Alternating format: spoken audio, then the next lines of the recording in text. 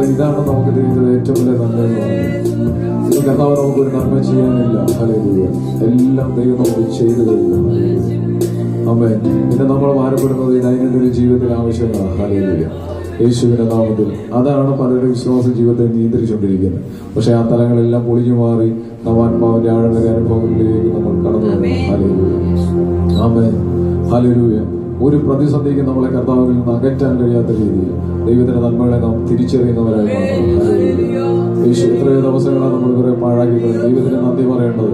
ആയുസ് മുഴുവനും ദൈവം നമ്മൾ സ്തുതിച്ചാലും ദൈവം ചെയ്യുന്ന നന്മയ്ക്ക് തുല്യമാകത്തില്ല. ഈ യാഥാർത്ഥ്യം നമ്മുടെ മുമ്പിൽ നിൽക്കുമ്പോൾ ഹല്ലേലൂയ, ആമേൻ, ആമേൻ, ആമേൻ. പലപ്പോഴും നമുക്ക് ദൈവത്തെ ആരാധിക്കേണ്ടതുപോലെ ആരാധിക്കാൻ കഴിയാത്ത രീതിയിൽ ഈ ഭൗതിക തലങ്ങളൊക്കെ, ജീവിത സാഹചര്യങ്ങളൊക്കെ നമ്മുടെ ദൈവത്തിന് കൊടുക്കേണ്ട മഹത്വത്തിൽ നിന്ന് നമ്മളെ പുറകോട്ട് വലിക്കുമ്പോൾ ഹല്ലേലൂയ, യേശുവിന്റെ നാമത്തിൽ ആമേൻ, നമുക്ക് ദൈവസന്നിധിയിൽ പറയാൻ കഴിയണം, കർത്താവ് ഇങ്ങനെ നമ്മൾ ദൈവത്തിന്റെ പദ്ധതികൾ ദൈവം നമുക്ക് വെളിപ്പെടുത്തി തരുമ്പോൾ ദൈവസഭ നാം തീരുമാനം എടുക്കണം. കർത്താവിന്റെ ജീവിതകാലം മുഴുവനും നിറഞ്ഞ മനസ്സോടെ കർത്താവിനെ ആരാധിക്കാൻ, ഇവിടെ എല്ലാം ദൈവത്തെ ആരാധിക്കാൻ എനിക്ക് ദൈവം അവസരം തരുന്നു.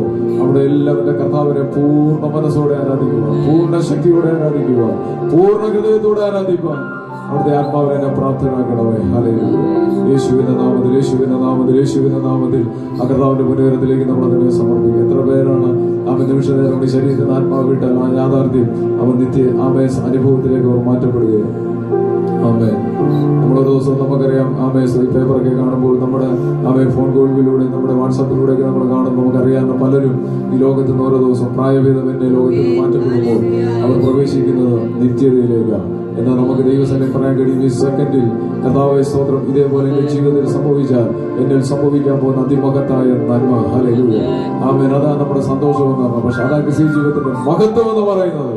ദൈവം ഒരുക്കിയിരിക്കുന്നത് കണ്ട് കർത്താവിന് വേണ്ടി ശക്തിയോടെ കർത്താവ് നമ്മൾ ഏൽപ്പിച്ചിരിക്കുന്ന ദൗത്യങ്ങൾ ആത്മാവിൽ ചെയ്തെടുക്കാൻ കർത്താവിന്റെ മുൻനിരത്തിലേക്ക് നമ്മളെ തന്നെ സമർപ്പിക്കാം. നാം ഒരുമിച്ച് ദൈവസന്നിധിയിൽ സ്തോത്രം ചെയ്തു.